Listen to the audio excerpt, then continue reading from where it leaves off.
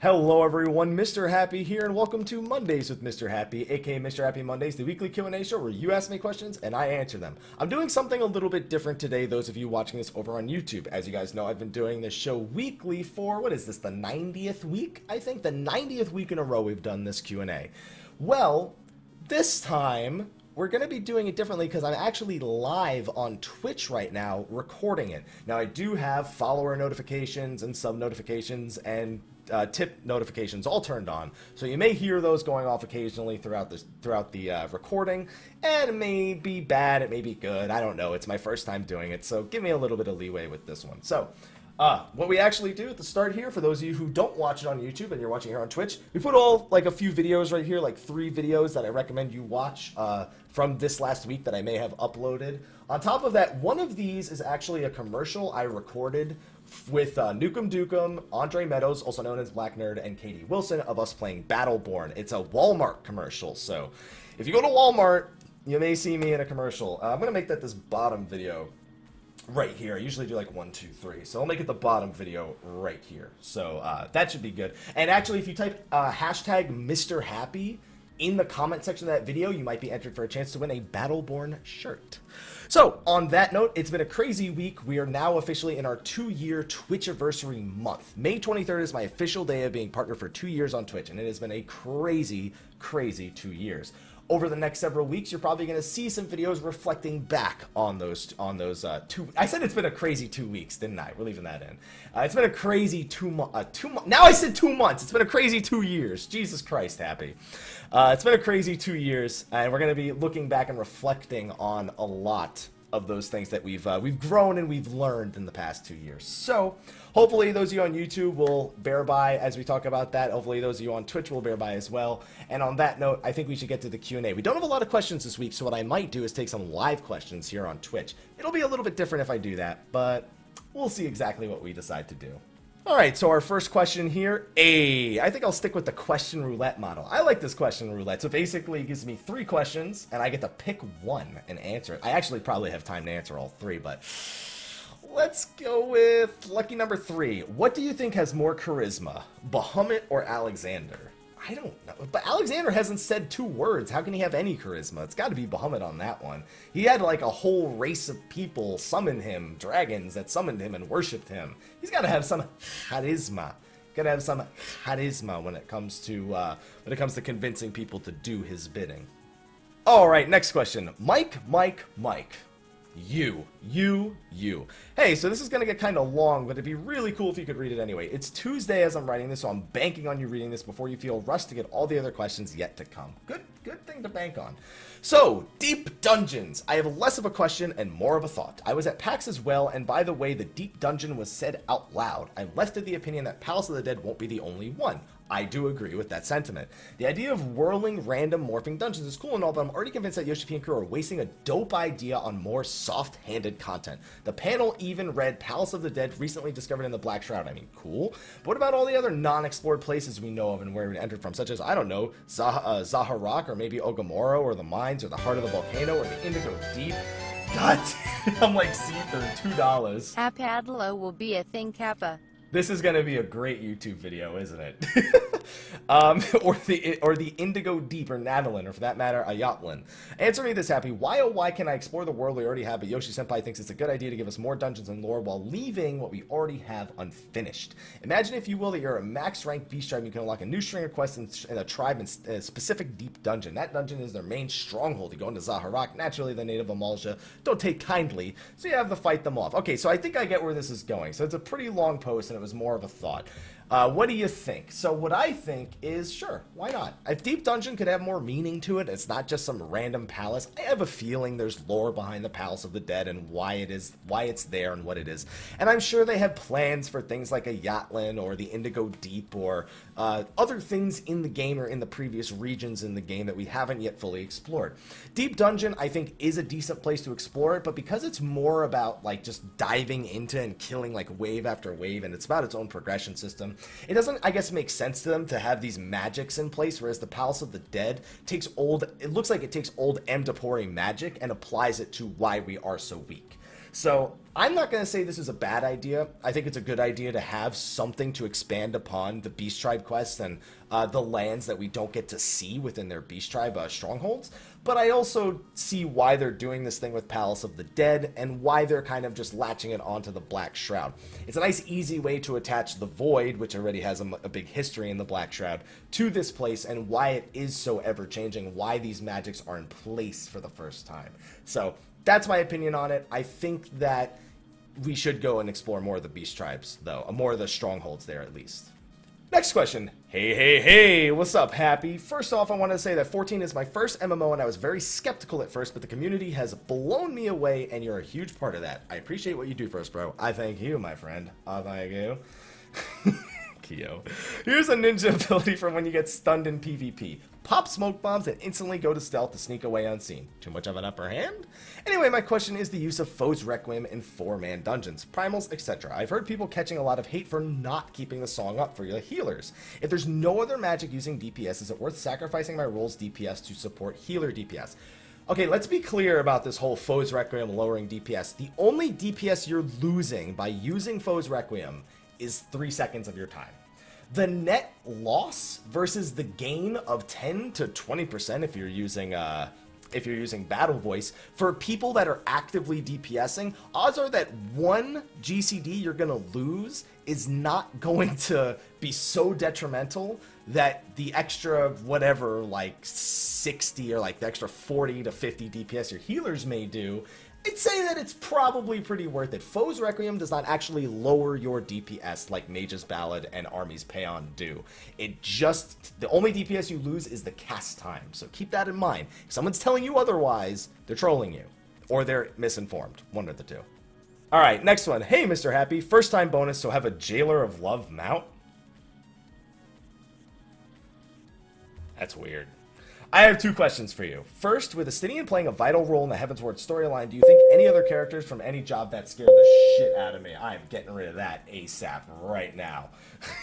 I'm getting rid of that on the live stream right now. First, with Estinian playing a vital role in the Heavensward storyline, do you think any other characters from job class quests will play parts in future expansions? I heavily expect Raubon to play a massive role when we go to Alamigo. That is his homeland. Like, he has to play a massive role when it comes to Alamigo. Let's see here. There are a plethora of characters in depth and ability, but one that seems to stand out the most is Aldis from the Gladiator quest. Being a wandering outlaw that wields a blade made by Geralt seems to have more story to it than shown in the Gladiator quest. Like, god damn it. Equestria, please. You have been visited by the winking ghost of happiness. You will find happiness by spamming Hapjoy in chat. Oh god. Oh, spam Hapjoy in the live chat for this right now. Thank you for the tip. In the final Gladiator quest, he says he is off to a distant land. He says he is a Highlander and 4.0 will take place in Alamigo. Do you think there's a chance we see him there? There's a good chance, and if I were you, I would ask this question on a live letter. God damn it. I would ask this question on the live letter. Happy is totally wrong. Foes doesn't use 3 sec. I mean, if you use it at the beginning, you lose no DPS kappa. That's true. If you use it right before the pull, you don't lose any DPS, going back to that question. Let's see. He also seems to think samurai qualities about him. Yeah, no, well, I would ask this question for a live letter, to be honest.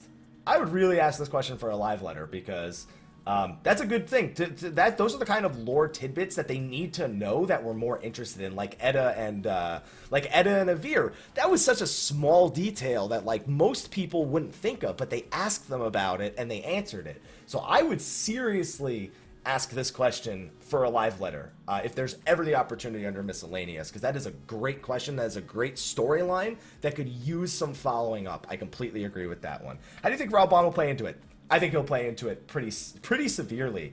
I think him and oh god, what's the guy's name? Ilberd. I think him and Ilberd will play very vital roles in 4.0. All right, next question. Hey, Mr. Happy. Since I feel that my first gift wasn't really well received, I have a brand new coffee mug. But I love this coffee mug right here. We got Hap coffee in it right here. It actually says Nebraska, but that's weird. So I just do this because Nebraska. I don't understand Nebraska. How do you feel about different ways of spicing up difficulty for Savage raids? Tighter DPS checks, different mechanics and patterns, to name a few. You think Square might surprise us with new jobs in 3.3 or the earliest 3.4? So we will not see new jobs before the expansion. That's pretty much been confirmed on multiple fronts at this point. When it comes to how they might throw it up, I don't think it's a matter of spicing up the difficulty. I think it's a matter of spicing up the fights. Like A8 is an example of a fight that is spiced up. It is also incredibly difficult on Savage, but it is a fight that's spicy in its variety, in its pleasure to how pleasurable it is to look at and how fun it is to do. Fights like that are generally better. Some gimmicky fights thrown in, like the mechanic where you turn into the ape or the bird in A5, are also welcome. It's a matter of how far their creativity can take you. I've told everyone on my live stream before, I very often just start writing down ideas for fights. Like, it's just something that I like doing. Like, I've remade tons of fights in my head on paper just for fun. And I think that there's lots of things they have not explored yet in regards to creativity that they could to just make fights more fun, not necessarily more difficult. So that's what I would like to see, just more innovation on the system and on the mechanics and on things they just seem afraid to do at this point, like splitting up raid groups, for example. I want to see more things like that that very definitively require groups to accomplish different objectives during the same fight. Next question. Hello, I noticed it's the end of the month and my birthday's 3 days away, so I came to give you my minimum item level report. I did 4 wins out of the rare chances I was given. It got kind of disheartening when I was with a person to help out on the same goal we shared. While I haven't seen him or her since 2 weeks ago, he or she may have left due to, well, not much support from the Link Zone Free Company. All I can say is I know they haven't been on. Anyway, one question in this post. Is Stone Sky C getting more options in terms of minimum item level sync 50 and 60 so I don't have to wear minimum item level armor every time? I like the idea anyway, and I'll be using it for my DPS to better myself with tanks and healers, though it seems to not be too useful, but it's there. I hope they plan more with it anyway. So actually, that's a pretty interesting concept, the idea of them giving you a recommended item level for Stone Sky C and seeing if you're capable of beating it at that item level. That's an interesting addition to make to Stone Sky C. One I would actually welcome, because it's one thing to be like, this is the item level, like I'm this item level and I shit all over Stone Sky C, right? And then as opposed to like, oh, it says that I should be able to beat this dummy in I-225. If I fail to do that, I know there's improvement to be made. I don't think it needs to be close. Like, it doesn't need to be down to the wire, like 1 second or you're gonna fail kind of thing. Give it like a 10 to 15 second margin of error. And I think that would actually be a pretty solid option for better determining how well you actually play. Not just how much gear you have versus the Stone Sky C dummy itself. I think that's actually a pretty good idea, and I hope that they do that now that you brought it up. Alright, on to the next one. Buon Gelato, Mr. Happy. Okay, first time asking, so have some good ice cream. Hey, gelato. I apologize if this question is lengthy. I will provide a TLDR version at the bottom if you're running short on time. Oh, it's not that long, dude. My question for you today is regards to shared gear amongst jobs in Final Fantasy XIV. One of my favorite aspects in 14 is the ease of switching between different jobs. Square Enix has even made this nicer in allowing jobs of the same role to share gear, i.e. healers, tanks, and range and casting sets being shared with respective roles. This has allowed me to be flexible in raid settings for my group by switching between Machinist and Bard in the most recent content based on preference for the rest of my group. The melee classes, however, do not share gear. Rather, Dragoon and Monk get to share right side with one another, while Ninja shares right side with Bard and Machinist. Do you feel that they'll likely be, with the addition of new jobs, should Square Enix allow a new class to share with the previously existing melee jobs, to allow flexibility to players who enjoy switching jobs, for example, having Samurai share maiming sets with Dragoon? It is my feeling that in doing so, players who enjoy playing melee jobs would be provided with a more fair and immediate access to alt jobs if they so desired. I think Samurai is very likely to share with Dragoon, and I do agree it is frustrating that the melees are all different sets. It just kind of seems, it just because thematically speaking, while they all are melee DPS, the type of fighter they are is vastly different. Like, Machinist and Bard are both very similar.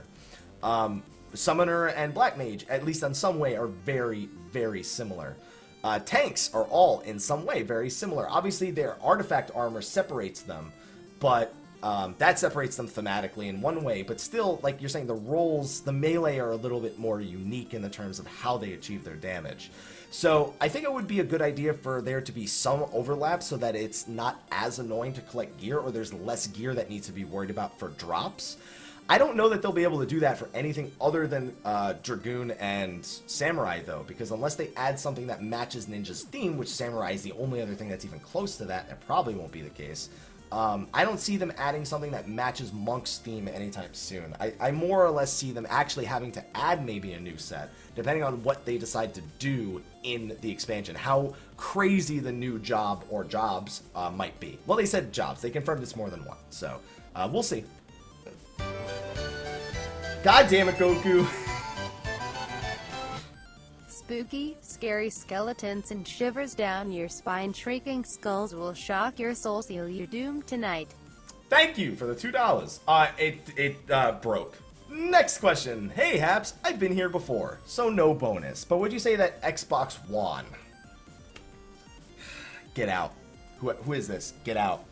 Anyway, on to my question. I had to leave my static because of a new work schedule, and I want to find a new one that suits my new availability, but I'm not really having any luck so far, so I was wondering if you have any advice on starting a static. I've never started a static. I don't think it's right for me to give you advice on it. The best thing I can say is you gotta look for people who are like-minded. That's the number one thing. A lot of people in statics end up settling for people because they're just like, whatever. It matches you every time. Alright, gotta love reading the Twitch chat. Little question. Yeah, I don't think I should be giving you advice on this, though. I've never started a static from scratch, ever. So, like, my advice is all bullshit, pretty much, in this topic. But, look for like-minded people. That's what I do in looking for a raid group. So if you exercise that while trying to create one, I'd hope that it would lead to good results. Alright, next question. Hey, Mr. Happy, got a few questions about random stuff. So I have a fresh, ice-cold can of Dr. Pepper. I could use that, dude. I'm sweating bullets right now. Alright, so first question. What crossovers would you like to see happen, or at least have the best chance of happening? So, we're getting the Yokai Watch one. Final Fantasy 15 is a definite. Final Fantasy 7 Remake is a maybe, and I doubt it, to be honest. We'll probably... I don't think we'll get, like, a Star Ocean. I don't know. Final Fantasy 15. Dragon Quest 11. Bravely. No, we're not getting a World of Warcraft one. We're not getting... I don't care about the Revenge of the Horde tweet. We're not getting a World of Warcraft crossover, alright? It's not happening, okay? I don't know. Like, 7 Remake, they're not going to be a World of Final Fantasy one. I don't know. I don't know, dude. I can't think of any other games, like, that are Square Enix titles that they would cross over. Kingdom Hearts 3, that's one. Yeah, that's it. Like, Kingdom Hearts 3, Final Fantasy 15, Final Fantasy 7 Remake, Yokai Watch is one we're getting, so things like that. Maybe they want to work... Oh, the PSO2 one also is coming out in, like, the next year, probably. We don't know when that's coming. Next question. Not a question, just wanted to say keep up the good work. Great second question. 3, if you managed to hit the lottery, and I mean the big one, would you give up streaming? No. Fuck that. That would be even better for streaming. Do you know how many fucking computers I would give away? I would give away just like, here, you get a computer, and you get a computer. And I would never need to worry about, like, anything ever again. I would just, like, play video games, play whatever the fuck I want. And then we just play all day. We have no financial problems. I would pay someone to clean the house. I never have to worry about anything ever again. I would get like a $20,000 computer with like 14 monitors. And yes, I said 14 on purpose. And I would just like literally set up a perimeter, and I would just create an empire. We'd create an empire with like the $1.3 billion Powerball. One big ass LAN party. There you go. 4, which would you rather see made first? Bloodborne 2 or Dark Souls 4? There's not going to be a Dark Souls 4. He said he's like done with the Soul series and he's moving on to a new IP. Bloodborne 2 though, I don't know. I don't know how it would be different from Bloodborne 1, because the theme of Bloodborne's bosses are very similar because it's all based in Lovecraftian sort of era. So, I don't know, I still want to see the Souls game that takes place in an Armored Core. Like, make it an Armored Core Souls game. Armored Souls. That's what I want to see, because that is also from Software. So, I want to see that, make it happen, please. Nioh is another good one. Nioh is the samurai one, so that's not from Miyazaki, though. So, I'm going to go with Armored Core Souls game, something like that. And then we have, let's see, the 5th question. I keep forgetting how many questions you have. Quick funny joke. Two ninjas walk into a bar. They see a monk failing to help out an NPC since it didn't require damage. They see a warrior asking the bartender for a buffing drink, but he says he had enough. A paladin appreciating finally being usable again and worried how long before the bartender finally gives in. A dark knight wondering why he's even there. Sees a giant sword inside and smiles and gets suppressed again. White mage angrily looking at Astrologian, who simply pulls out a balance card and smiles back at the white mage. Scholar who's having his pet handle everything. A bard and a machinist who are arguing each other to being too alike while testing batteries. A black mage who's out back who's using TNT to blow up a small Moogle while summoner throws some dots ice cream at the Moogle, arguing the black mage will do more. Which one of these does not fit? Ninja. A ninja does not simply walk into a bar. They use sneak. Unless it's a PvP zone.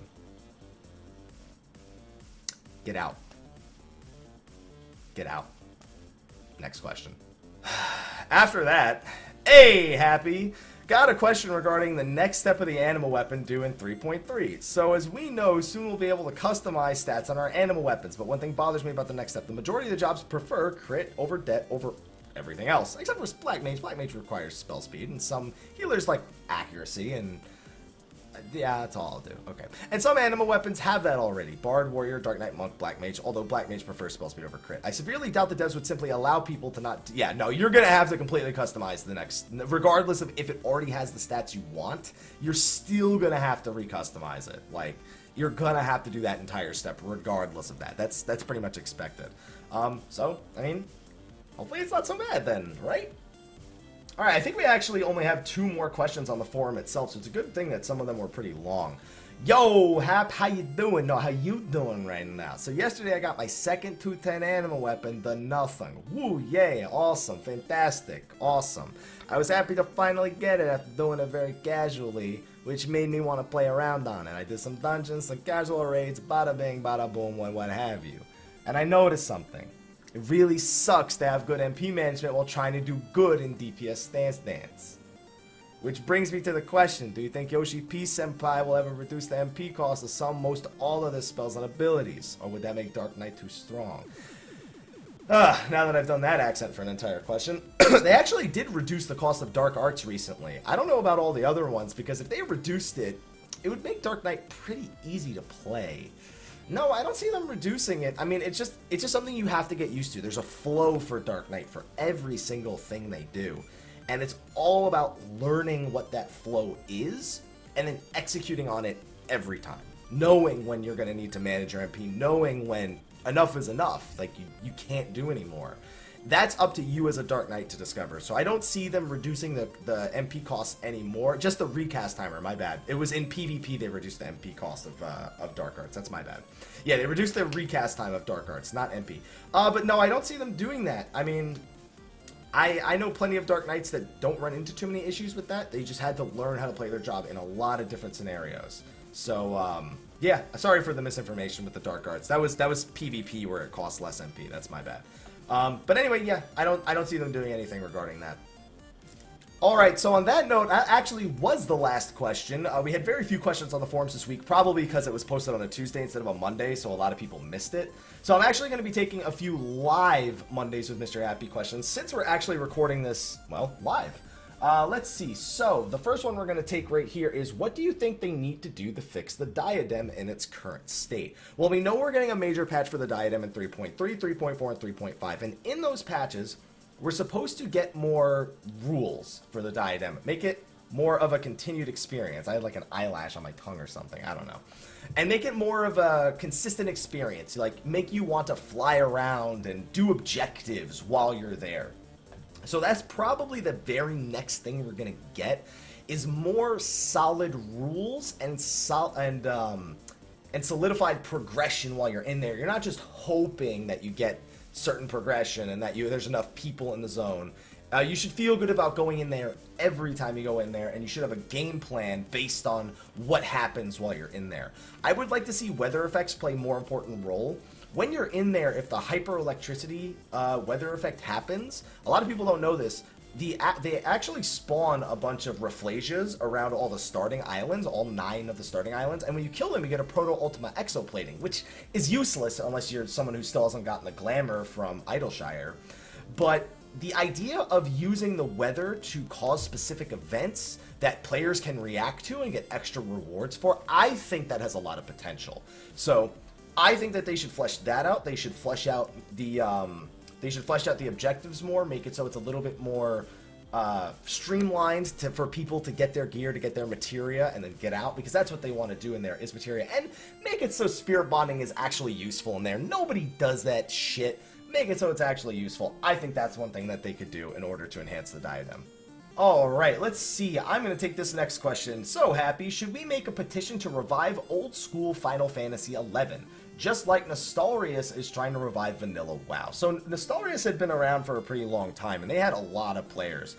I don't know their current situation. They met with Blizzard, and there was a post on their official forums regarding some of the things they spoke about. I don't know. They made it seem like there was good news, and it just didn't seem like it. I don't know what the actual plan is for them. I don't think that we're ever going to get that. And I don't think that Square Enix would ever provide it. Here's the thing. Final Fantasy XI and Vanilla WoW both have one thing in common. People have very fond memories of Final Fantasy XI. But with Final Fantasy XI, it's a little bit different, because when people go back and talk about Vanilla WoW, they go back and they talk about Vanilla WoW. They talk about 1.0 to 1.13 or whatever it was when Naxxramas was released. When people look at Final Fantasy XI, it's a very different, everyone has sort of a different gauge of when the game was at its prime. I would argue it's Treasures of Otter Gone. Some people would argue it was Chains of Prometheus. Some people even argue Wings of the Goddess, and some people argue Vanilla before they did anything. I personally feel like there's so many variables there that some people just want to go back to the level 75 cap. They really don't care where it stands. They want to go back to level 75. They want to go back to doing a shit ton of everything. And I personally don't know if I would ever have the time to do that again. Final Fantasy XI Reboot's going to be totally different. Like, I get that. It's not going to be the same experience. I'm not going into it expecting the same experience. But I don't think that that kind of MMO, in terms of 11, could survive. I think the Vanilla WoW servers would do okay. But it's also the idea that you will never get a content update. Like, I don't know how long I could keep playing a game knowing I will never get a content update for this because it is old. And it is literally just there to feed my nostalgia. How long does that sustain itself before it's just not something that people are interested in and it gets taken down? You know what I'm saying? So I like to have my nostalgia. I like to have my memories. I don't think I'd want to ruin that by then going back and playing an old school Final Fantasy XI server, because it wouldn't be the same no matter how much we would like to believe it. It wouldn't be the same. We're all in a different age now. We're all just doing different things with our lives now. And I think that ultimately it's nice to have the memories where they are and just leave them like that. So I don't think Square Enix would ever do it regardless of a petition sign. And I don't know that I'd personally want it. I like my memories where they are. Now, an offline Final Fantasy XI, I wouldn't mind that. Grandmasters is a pretty decent one, even though it is online, and it's not like Final Fantasy XI. I wouldn't mind an offline Final Fantasy XI. I mean, with Trust NPCs, it is almost an offline game right now. So, is it really that much different if you just took the servers offline and handed it to us? Probably not, to be honest, but that's how I feel about that one. Alright, so the next question we have from the live stream is, do you think that the battles leading up to the Warriors of Darkness, or the Warriors of Darkness themselves, will be done Archangel style? Now, for those who didn't play Final Fantasy XI, Archangels, basically you had to fight them all individually, and then there was one big clash called the Divine Might, where you had to fight all 5 of them at once. I would be very disappointed if we did not get a final bout against the Warriors of Darkness, and I'd be even more disappointed if we didn't get a Minstrel's Ballad version. The problem with Heavensward right now is, and I feel like Heavensward has done this a lot better than A Realm Reborn, is that the more interesting bosses that we want to fight the superpowered versions of are in the main story. We wanted a Minstrel's Ballad version of Thornton. We want a strong incarnation of Nidhogg. We want a strong incarnation of the Warriors of Darkness. We don't just want the trials. Whereas Alexander, we're just going in and like, we'll fight whatever's in there. You know what I'm saying? Like, that's kind of lends to Alexander's lack of impact on the raiding scene, because when 2.0 ended, we went to Bahamut, but then there was never really a boss I felt like, oh, I wish we had a Minstrel's Ballad version of this. Like, that didn't happen in all of A Realm Reborn for me, at the very least. But Heavensward, it's done it so many times. So if we do not have an ultimate bout against the Warriors of Darkness, and we don't get a Minstrel's Ballad version, I will be disappointed personally. So I hope that we get a pretty badass fight against those guys. Alright, and this is going to be the last question that I'm taking from the live stream part. Do you think they will add a third tier to the jobs, like, for example, Marauder into Warrior into Berserker? So I've actually seen Yoshi P comment on that. He wants to, he teased the idea one day of doing advanced jobs. For example, he said, maybe one day we'll implement Red Mage, and in order to become a Red Mage, you'll need to level Black Mage and White Mage. But he kind of just spitballed it. He didn't make it seem like it was ever an actual consideration. Yoshi P has a thing of doing that in interviews where he goes, I would love to do this, and then it's just not something that's feasible within the systems of the game. And a lot of the times he'll say that too, like, I would love to do this, but it's not really possible based on X or Y, you know what I'm saying? So, I think it's possible one day. I don't know that they will, because I think they want to preserve the idea of using only classic, or not even classic, but like things that are identifiable with Final Fantasy, jobs that are identifiable with Final Fantasy. Because that's a big selling point of Final Fantasy XIV, is the nostalgia that people have when they think White Mage, Dragoon, Ninja, you know, what they think of the old games and what they were before. And they're easily identifiable, so I don't think we'll actually ever see that third tier as much as he toyed around with the idea, but I'm not opposed to it. I don't know, because the class job system to me isn't that good. I think that the class job system's redundant, and then making it class job advanced job is even more redundant, you know what I'm saying? And besides, last thing we need is more abilities. Ugh. But anyway, guys, I'm going to wrap up this Mondays with Mr. Happy. Thank you, everyone, for watching us over on YouTube. It was kind of weird because of the pop-ups that were going up on the screen right there, but hopefully you didn't mind too much. And thank you, everyone, for joining me live on the Twitch side of things. I've never done this before, but it was quite interesting to do, to say the least. So, again, at the end of the video, we post those videos again. Remember the Battle-Worn one? Remember that one? Yeah, see? There it is. There's another one. Masami with the 12 months right there. There it is. See that? That's Hildebrand. That's Hildebrand. I made the chroma key too much. Like, you can see through it a little bit. Now it's gone, but that's besides the point. Thank you for the 12 months on that one.